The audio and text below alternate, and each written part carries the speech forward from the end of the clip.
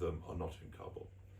Their daily life is negotiating and has been. So of course we had as our first objective. Mr. Haqqani, in the morning you met the foreign minister, you met the refugee minister. You know, the way this edict will be rescinded. We then went on to say that in the economic problem, of course, here and the liquidity problem and the banking problem, that in fact we have been taken aback or even frustrated or angry with the NGO community when they suspended the 81. I was in Peshawar. I was in the period that it is still in operation, as now. What we would like to see is an expansion of some of the exceptions that we already see in certain sectors of humanitarian operations. So if you look at the health sector, the health minister announced very early on, in that last week of December, that women should, could and would work in the health sector. This was very welcome and actually very necessary.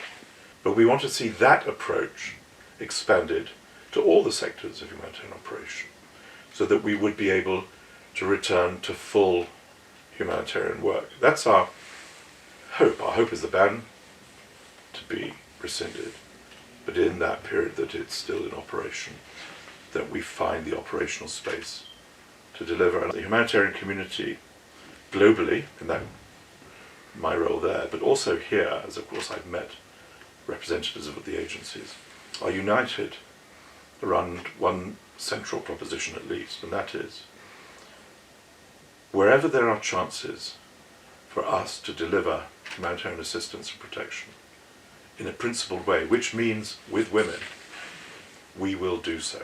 I have been told by a number of Taliban leaders that the Taliban as an administration is working on guidelines which will provide more clarity about the role and possibility and hopefully the freedom of women to work in humanitarian workers, and guidelines which flow from that edict or perhaps depart from it. We'll see. You know, I haven't had commitments to rescind those 2 degrees, and I think you said earlier that there isn't a history here of that. There's a history of evolving to a point, going back, you know, decades, evolving to a point where these edicts become historic rather than actual. Now, you know, that's not a fine way to do legislation, and we don't have time. The winter is with us, people are dying, famine is looming. We don't have time for historic evolution. We need decisions now, which is why I think these practical exceptions that we've been talking about are so important. It's a competitive world, and now is not the time for Afghanistan to drop down from that point of highest priority. The needs of Afghanistan, for us, are of the highest importance because of its people, because of its obvious, deserved priority for us in our humanitarian world.